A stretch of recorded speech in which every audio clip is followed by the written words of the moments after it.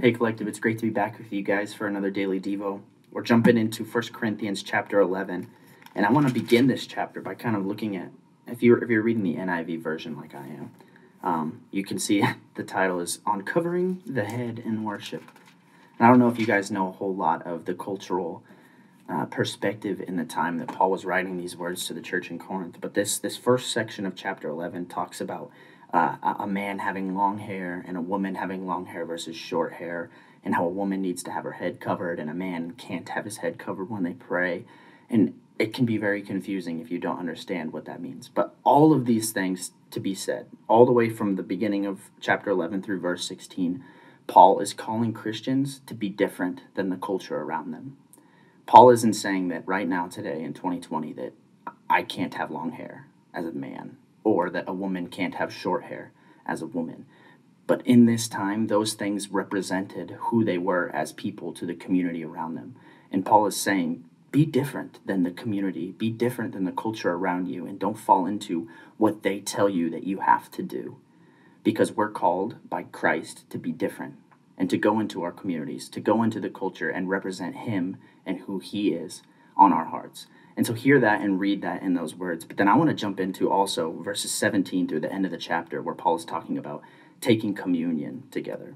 And the people in Corinth, you can see here verses 20 through 22. Paul says, "So then when you come together, it is not the Lord's supper you eat. For when you are eating, some of you go ahead with your own private suppers. And as a result, one person remains hungry and another gets drunk." So you can see these people are getting together saying they're having communion with one another, but they're taking all of the food for themselves. And they're not allowing people who are maybe lower than them in the community to eat. Or people are drinking too much and getting drunk, right? And that's not what we're called to do. In this time, communion wasn't just a little piece of bread and a cup of juice. It was a meal. It was a huge meal. And so Paul is saying, why are you going to say that you're having the Lord's Supper and then disregarding the people that need it most? See, we're called and we're unified. And I think in this season and in this time, we need to recognize that we're unified on one thing. If nothing else, we're unified on the fact that, right here, what Paul says, "This is my body, which is broken for you. Do this in remembrance of me." The words of Jesus. We're unified in the fact that we have freedom in Jesus. And we can't come to communion. We can't commune together as people and disregard those that are lower than us, or that are poor, or that are needy, or that are helpful, or that look different than us. Not that they're lower than us, but they're just different.